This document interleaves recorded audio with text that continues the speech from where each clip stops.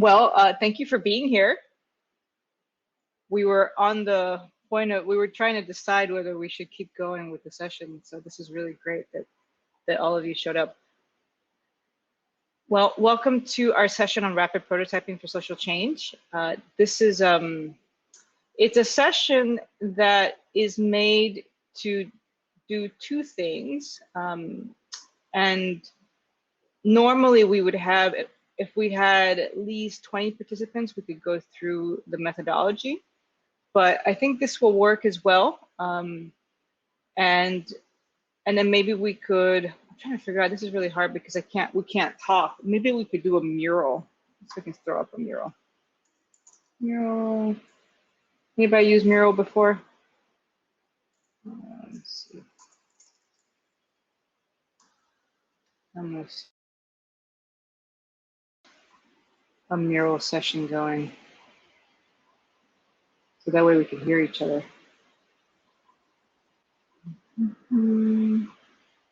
But let me start really fast here with this. Then I'll throw up the session after I run through the prototyping session.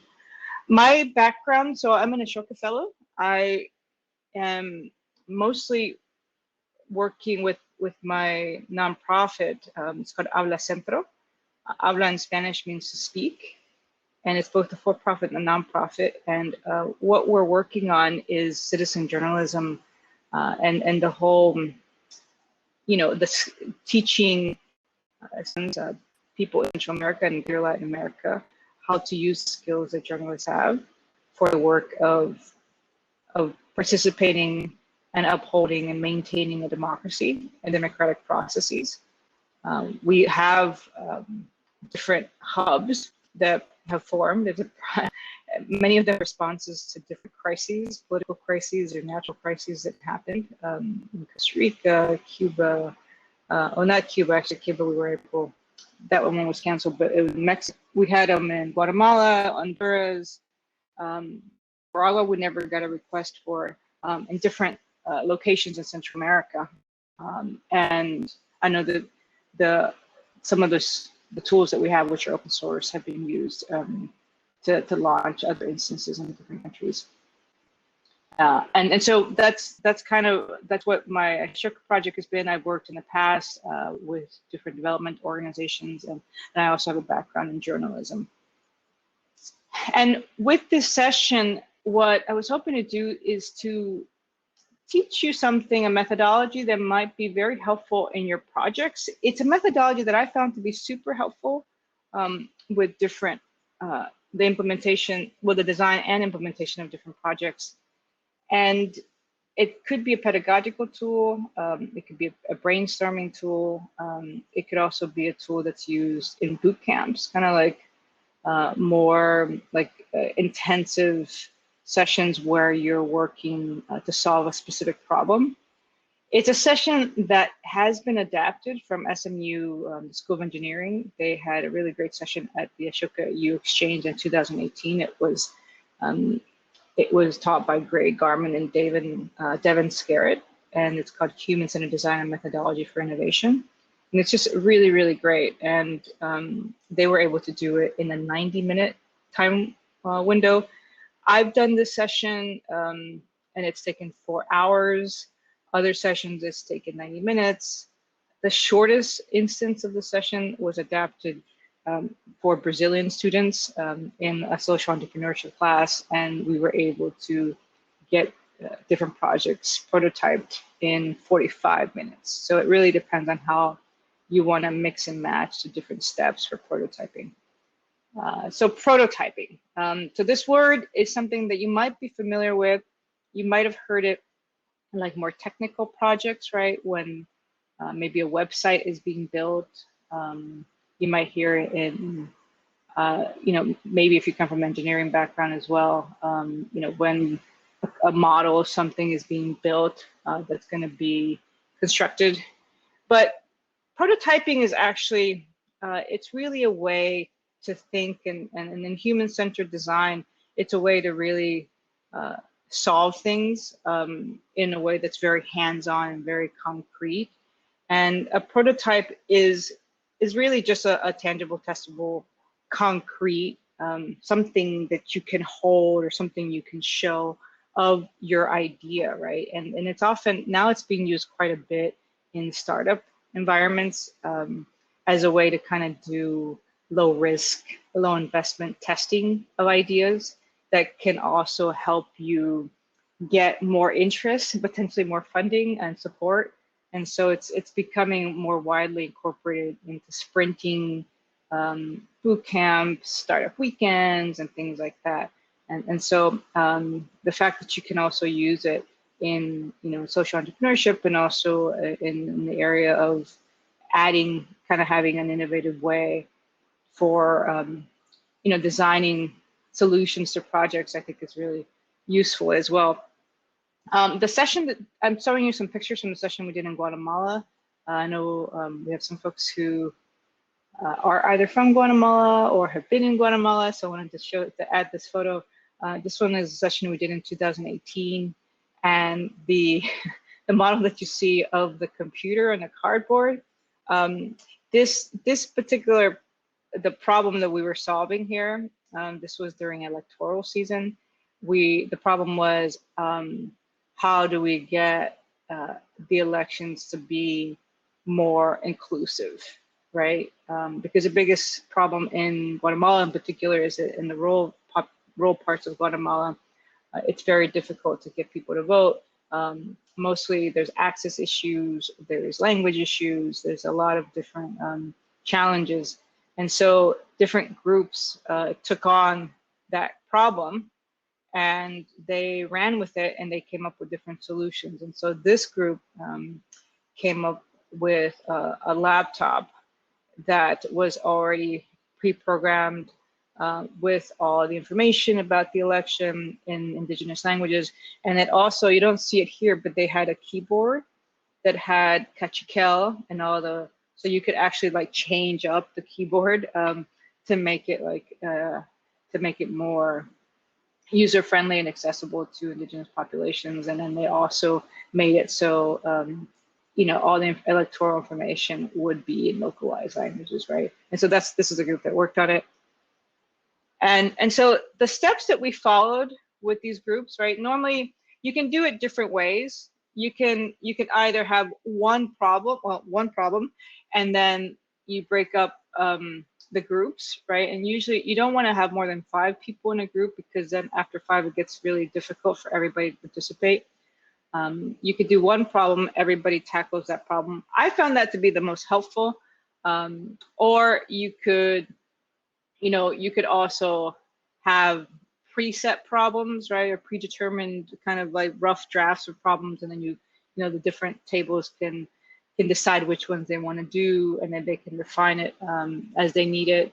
The third way I've seen it done and adapted from this version is that people will develop their own problems, right? But you have to have more time for that, because coming up with a problem you want to focus on with people you've never worked with is a pretty difficult and time-consuming thing.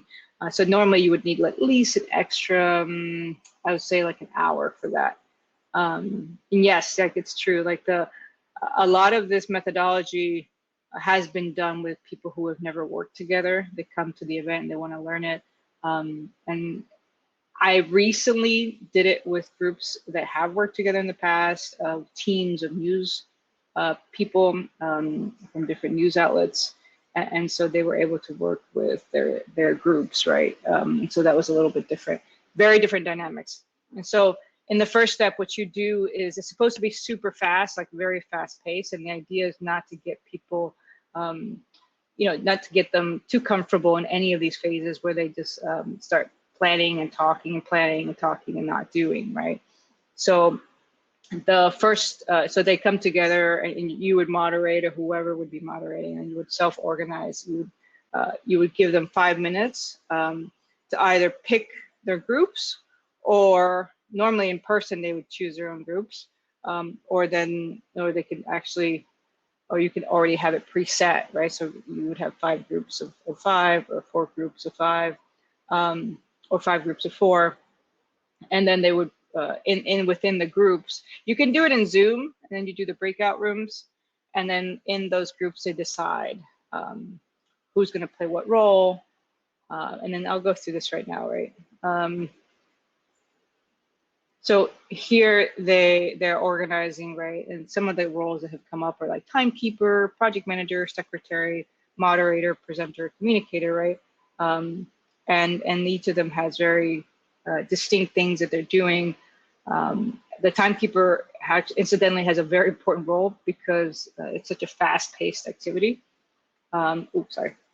And then if you have an hour to do this, then you then you go back to the same groups, and like once the groups are set, they're set for the whole activity.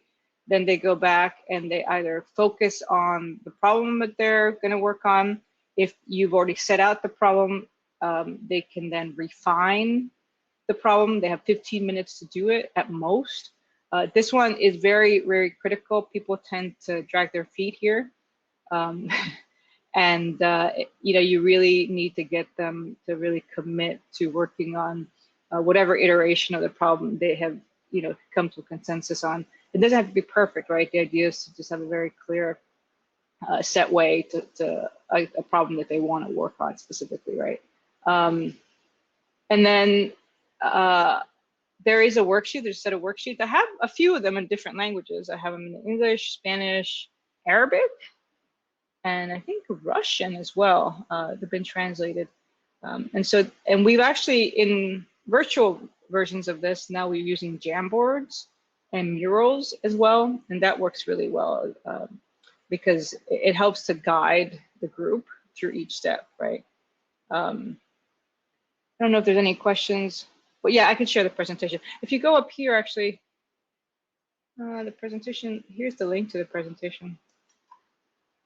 Right here in the chat. Yeah, please feel free to ask questions as we go.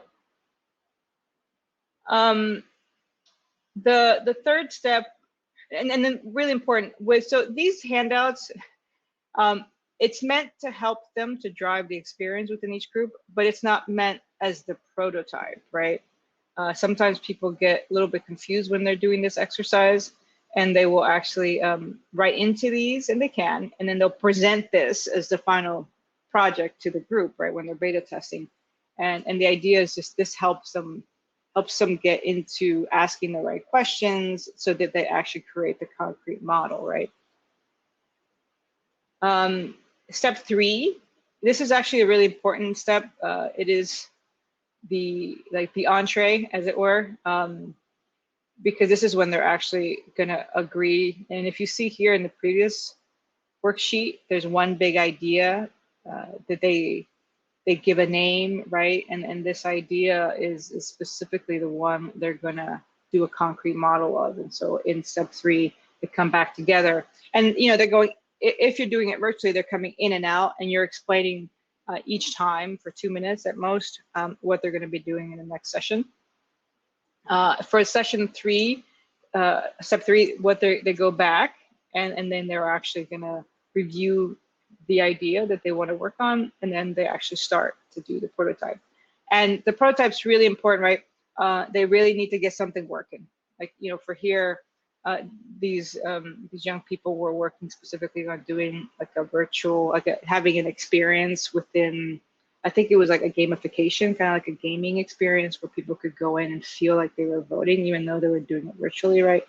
And so, this is the way they drew it out. This is the way they said they wanted it to look. And so, normally in person, we would give them a box with a lot of different things, and each box has different things. So then they could actually exchange with different groups if they need to.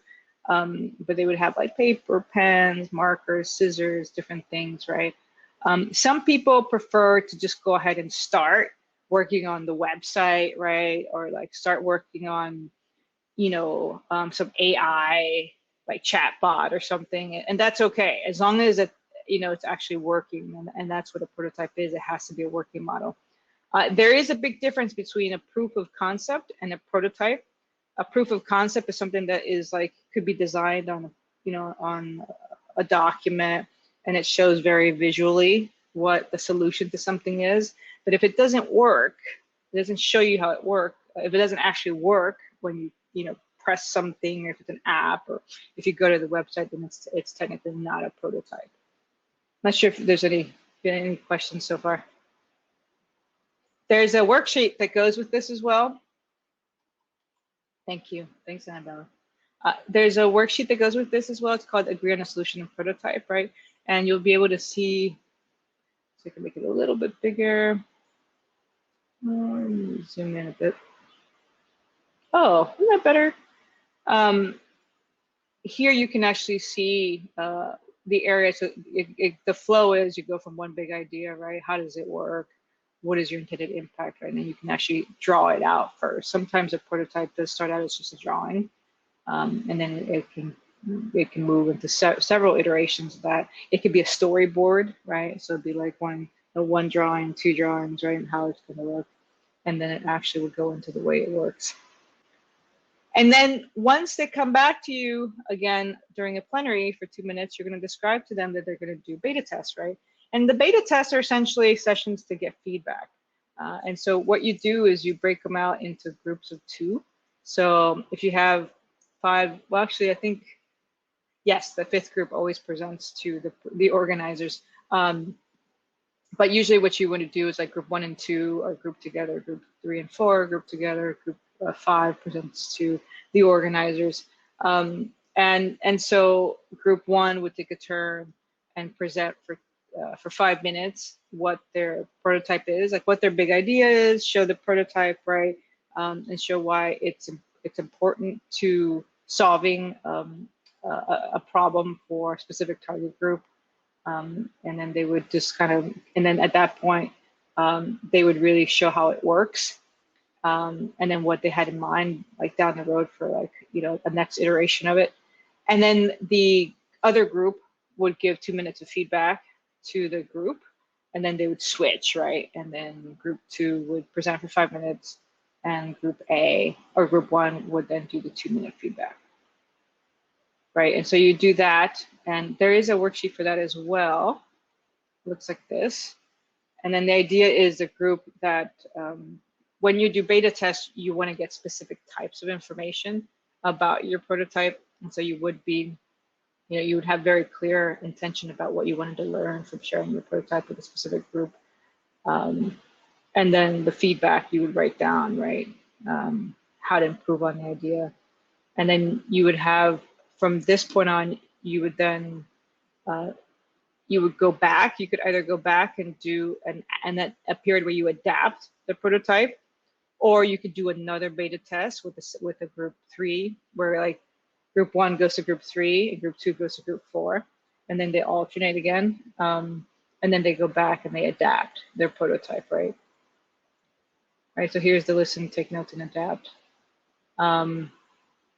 Normally during this period, you will want them to record 2-minute pitches of their idea and their what they're doing to solve the problem that they aim to solve, and then have them recorded on their phone. And that helps them get ready for the final presentation.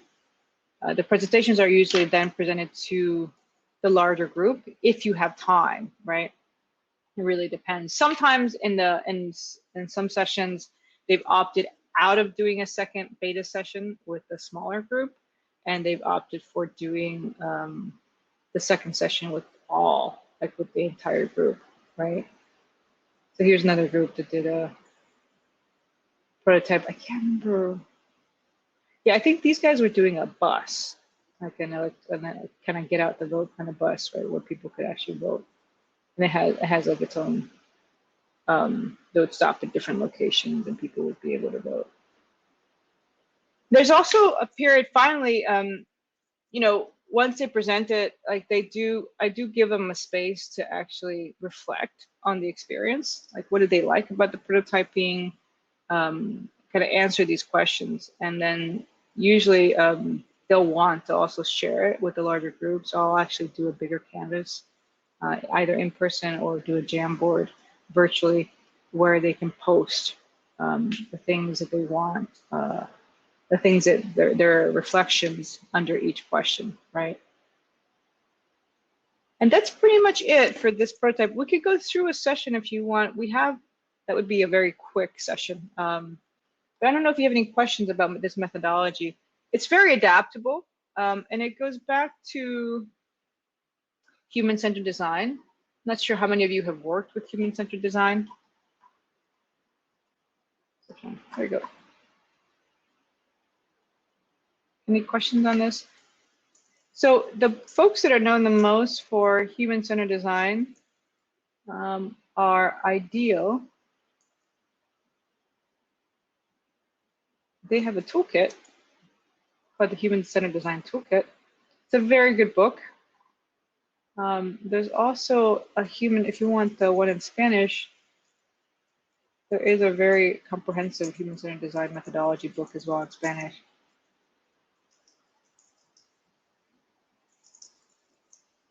I'll share. Where is it? I'll find it. But there's a lot of different exercises you can use. For prototyping, it is part of, I didn't include this part in here because I didn't know how much time I would have to do it, but I'm going to share this with you. Okay, here it is.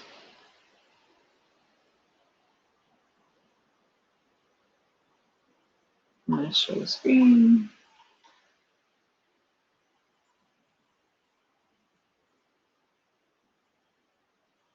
Going back to screen share. So if you look at it, you see my screen? I hope you can. Move it over here so you can see your responses. Yes, it can be used with different groups of people. It can also be adapted to be used with people with different disabilities or challenges. And I think that it just takes a little bit more working through each step. There is one thing that you can do as well with this methodology. You can add the empathy step in there, and there's different exercises you can use to add the empathize. Sometimes I've used one where it's like getting them blindfolding some members of each group when they're, to kind of like, kind of get a sense of like how a person with visual impairment or like a physical impairment deals with that. It's like what kind of feelings, what kind of like things that they're dealing with when they're dealing with that problem, right? And so you can do a lot of things, and human-centered design is very much focused on empathy. What are the best types of problems to use? I honestly feel like you could use HCD with solving any kind of problem. Mostly, I would say mostly because it's really the heart of it is focused on empathy, right? And if you look at these steps, prototyping, it's not a linear process either. What I just showed you today is just one of 5 steps or 5 Lego pieces. I see them more as Lego pieces, right? That you could, mix and match as you, depending on where you are in, the development of a solution to a problem or in the project that you're working on that addresses a specific social problem. If you feel like maybe the problem is people are more disconnected from how the problem impacts a certain group, then you might want to use the empathize strategies more.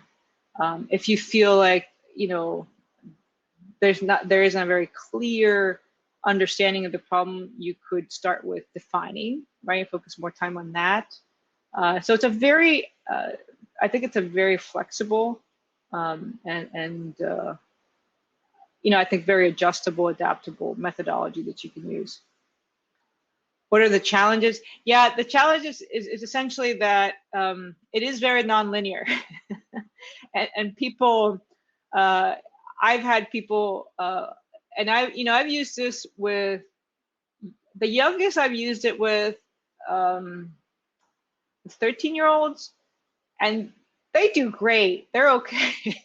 I honestly feel like this methodology works very well with young people. The prototyping in particular works very well with young groups. It does get a little bit harder with groups that are not used to having more ownership and say in the shaping of a solution to a problem. And so you might have challenges with more collectivists versus more individualistic groups of people.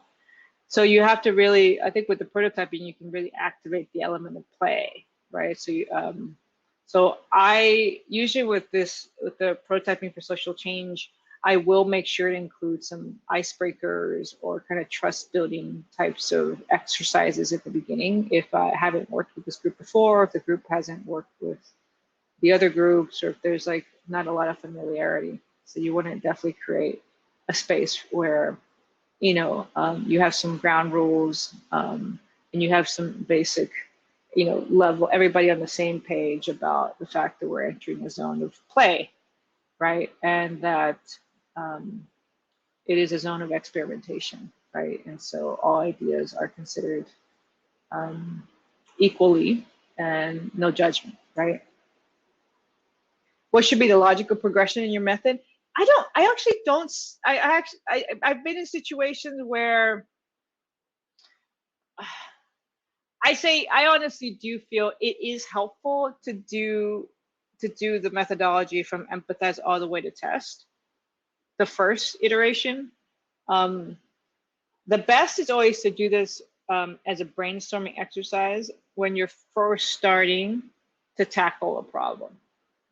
And then as you start to tackle a problem, and I could see this being used by like an organization that's having a difficult time. Like maybe you just got a grant because you made the proposal, and now you have to like really, you know, think about, you know, how you had initially proposed to implement the solution, and now maybe like it's not, you know, there's a misalignment. But you know, you could use it for that kind of process.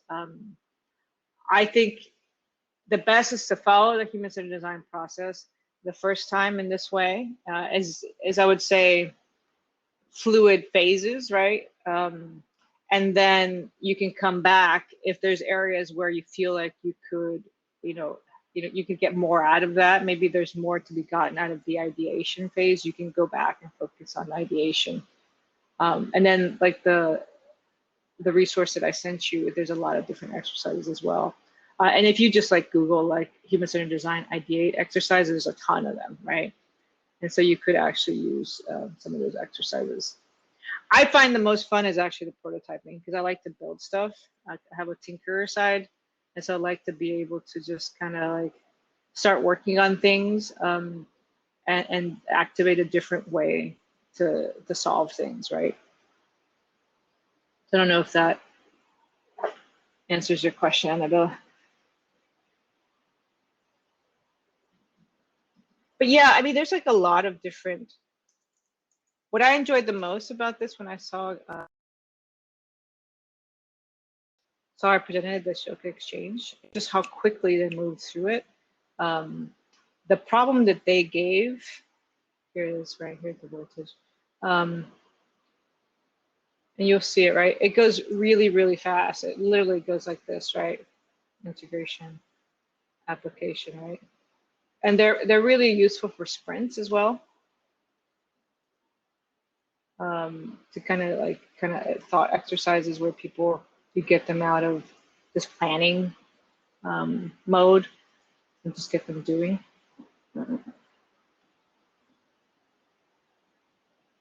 So yeah, great. So that's all I had to present.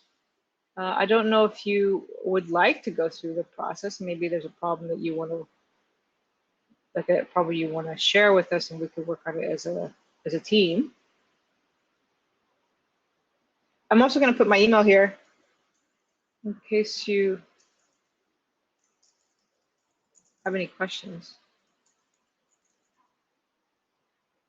Or if you ever need me to run one with your teams, or let me know. I'm always happy to do it, but to help you adapt it.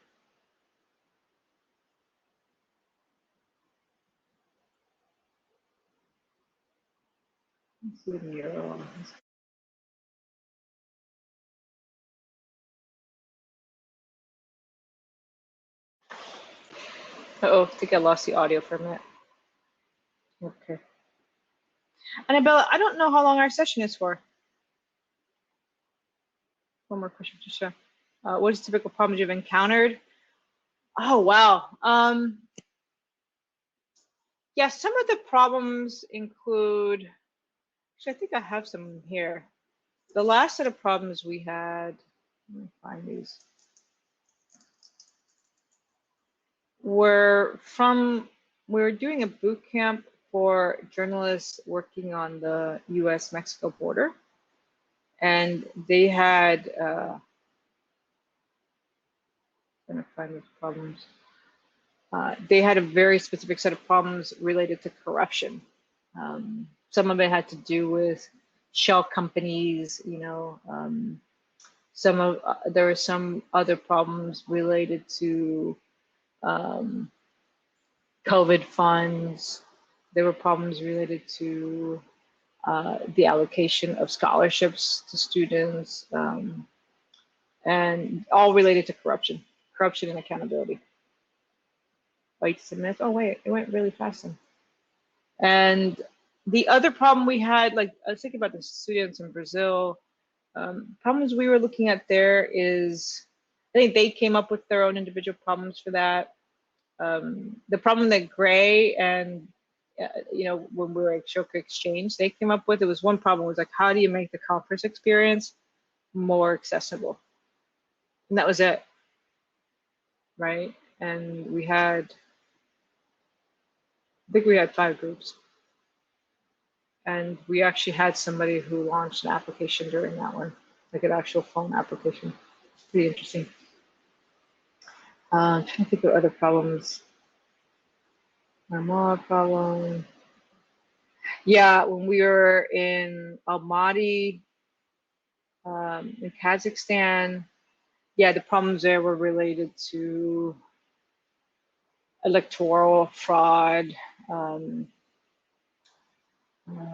lots of corruption problems, democracy-related problems mostly. A few people have told me they've adapted the methodology, and they'll use it for brainstorming sessions, kind of brain jams. Yeah.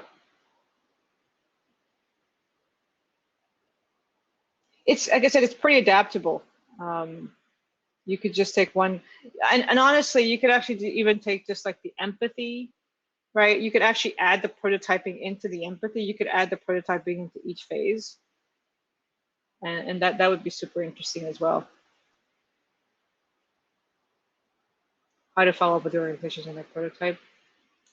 I mean, it depends on how your projects, your organizations are structured. I followed up with prototypes when I was, usually when I've used them, it has to do, like for example, when we just used it recently in this boot camp for, you know, the Mexico border, the idea there was that they proposed the prototypes, and then the 3 best projects got funded, right? And so because of the funding, then there was a specific phase where you follow up with them about how the prototype was adapted, refined, and implemented, right? And so I think if you have a project where maybe you're doing mini grants or micro grants, this actually is a really good way to get them to actually just, like, you know, really quickly, concretely set out like a project idea, right, for implementation, and to get feedback. The best, I think, is also to have a panel of experts, or like someone that could help evaluate, like a third party that can provide some insight into that prototype and how to make it better, right, or support, right. I mean, you may not be able to get funding like micro grants or mini grants for doing, you know, for groups to implement their prototypes, but you know, there's different ways to support a project. Time, it's like time, talent, treasure, or things, right, that people can contribute to a project. So I think that super helpful if you can help a team go from prototype to actually getting some support to implement. Yes, Patricia. Yeah, Patricia, I'd love to help any of you. I actually love implementing these. I think it's really fun. It's been very different in the virtual setting, but we've been able to do it. The one in Brazil I found was the best way to do it because I was walking them through the, I was kind of like, I don't know if I'm about to show my age, but I was kind of like the Max Hedron at the front of the room, right? Where it's like, I was just like, okay, welcome back. I was maybe more like an MC. And then the teacher was there in person in the classroom. And I think there were 30 of them.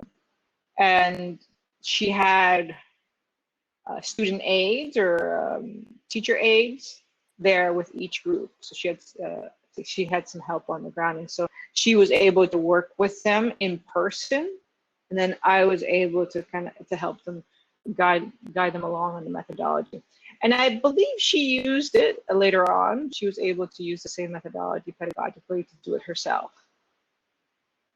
So that's another option for doing it. I'd be happy to help you with that if you need help.